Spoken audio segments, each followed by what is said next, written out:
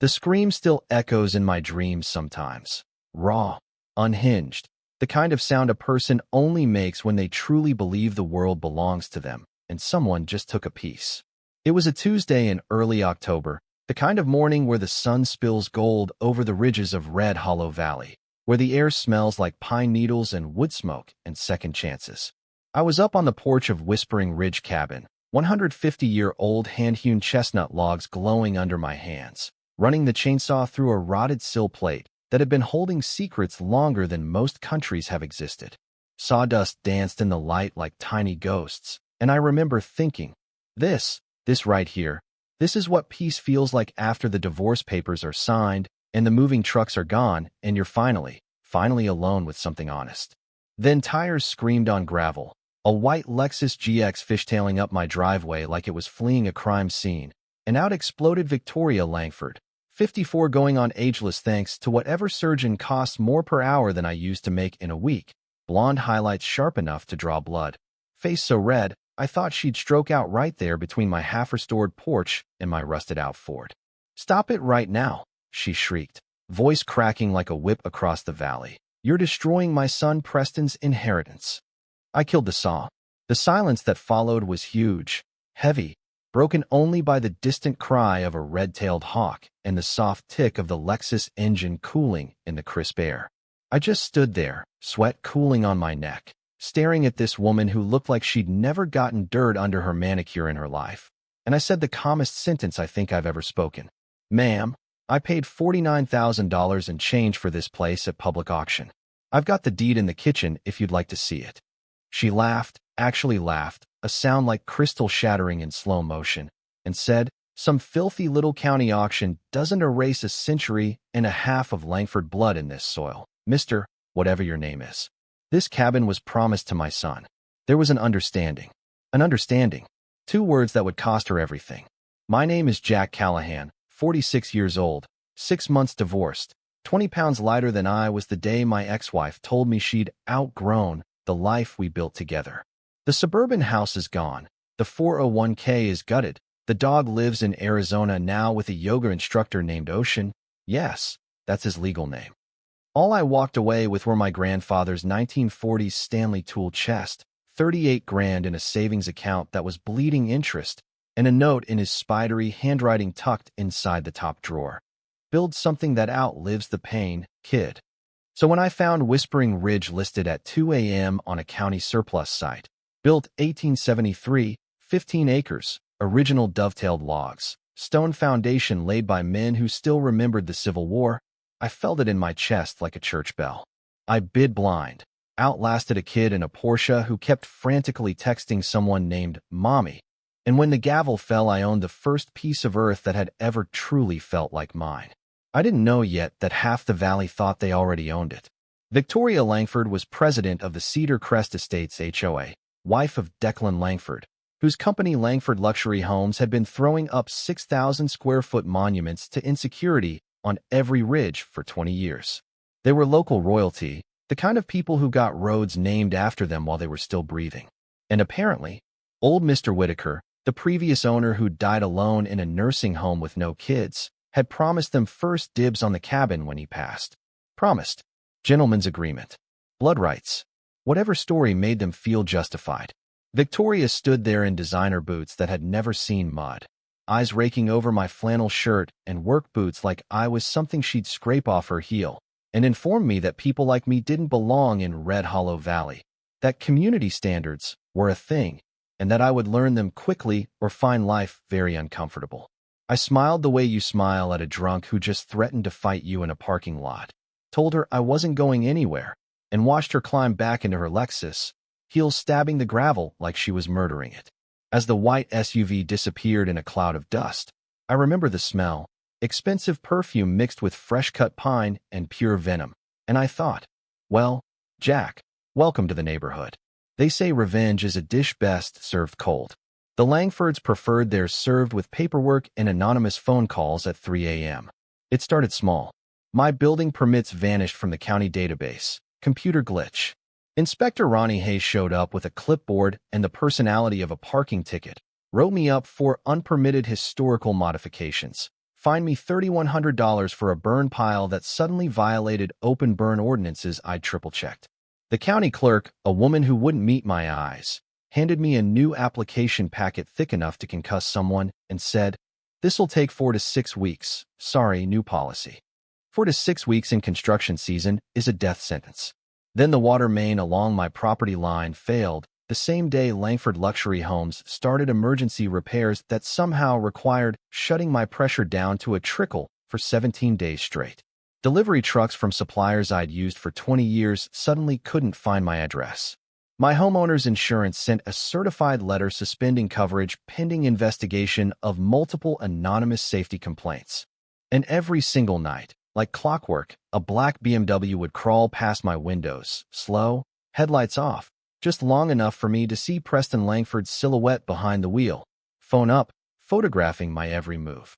There were nights I sat on that porch long after midnight, shotgun across my lap, unloaded, I'm not stupid, staring at the dark tree line and feeling the weight of it all pressing down. The loneliness, the injustice, the sheer exhausting unfairness of being one man against a machine that had been grinding people up for decades. I wish I could tell you I was brave every second. I wasn't. There were mornings I woke up tasting metal, fists clenched so tight my knuckles cracked, wondering if maybe I should just take whatever cash offer they slid across the table and disappear. Start over somewhere they didn't know my name. But then I'd remember the 8 families. I found them in the county archives, guided there by Mrs. Eleanor Brooks, 72 years old, silver hair pulled back so tight it could tune a guitar, eyes that had watched the Langfords bully people out of house and home since Nixon was president. She slid folder after folder across the table, each one a ghost story. The Martinezes in 1998, the Nguyen's in 2004, the Carters in 2011, every single one working class, every single one driven out by mysterious permit problems, anonymous complaints, sudden tax liens, until they sold for pennies and vanished. 8 families. 8 lives chewed up and spat out because they didn't look right next to marble countertops. Something inside me calcified that day. Not anger anymore. Resolve. Cold, ancient, unbreakable. I started recording everything. Every phone call timestamped. Every shady inspection photographed. Every slow-rolling BMW caught on the trail cam I bought from Bob's Hardware. The one place in town still willing to sell to me because Bob Kettering hated bullies more than he feared them. We crashed the next HOA meeting, Eleanor and I, walking in like we owned the place. Turns out, I kind of did. Victoria had a PowerPoint ready titled, "Preserving Our Shared Vision," complete with photos of my cabin taken from angles that made it look like a meth lab had exploded. She wanted a $750 special assessment to fund legal defense of community standards. Half the room was nodding along like sheep until Mrs. Evelyn Whitaker, 91 years old, sister of the man I'd bought the cabin from, raised a trembling hand and said in a voice like dry leaves, "That cabin was built by the first settlers of this valley. Maybe we should be protecting real history instead of fake Tuscan villas." Victoria's smile froze so hard I thought her face would crack. And that's when I knew we weren't playing defense anymore. The Real bomb came on a Saturday when I was wrestling a sagging floor joist in the basement. Crowbar slipped, punched through what I thought was solid stone, and instead heard the hollowest sound I've ever heard in my life. Behind a foundation block someone had mortared in place a century and a half ago was a cavity, and inside, wrapped in oilskin gone brittle as communion wafers, tied with rawhide that crumbled at my touch, was a bundle that smelled like candle smoke and vengeance. I carried it upstairs like it might explode, laid it on the kitchen table under the single bare bulb, hands shaking so bad I had to sit down before I opened it. Inside were 3 things that rewrote my entire world. 1. A territorial land grant, September 15, 1873, red wax seal still perfect, granted to Silas Callahan and his heirs in perpetuity. 50 acres starting at the great bent cottonwood by the creek, running north to the ridge, including all timber, mineral, and water rights. Boundaries that swallowed damn near half of modern Cedar Crest estates like a python swallowing a deer. 2. A hand-drawn survey map putting the Langford mansion itself dead center on my ancestors' land. 3. A letter in faded brown ink. To whichever of my blood finds this, if ever our valley is stolen by greed or law twisted to evil ends, show these papers to whatever authority remains. This grant supersedes all lesser claims. Take back what is ours. Silas Callahan, veteran, surveyor, and stubborn son of a bitch. I sat on my kitchen floor and cried like a child, ugly, heaving sobs that came from somewhere deeper than my divorce, deeper than anything I'd ever felt, because after every single thing that had been taken from me, the universe had just handed me the receipt, signed, sealed, and notarized by history itself. We didn't give them time to breathe. Monday morning, Eleanor filed emergency, quiet title action. State historians authenticated the documents in record time. Turns out when you wave a territorial governor's seal under academics, they move fast. Geologists punched core samples and started muttering about natural gas deposits worth 8 figures and possible rare earth elements worth 9. The FBI opened a civil rights conspiracy investigation the day Preston Langford got caught on 4K night vision trying to pour gasoline around my workshop. Baseball cap pulled low, but not low enough to hide that entitled little duck-footed walk I'd come to know so well. They found his fingerprints on the gas can. They matched tire tracks from the dead rabbits someone arranged on my porch like a satanic Easter display.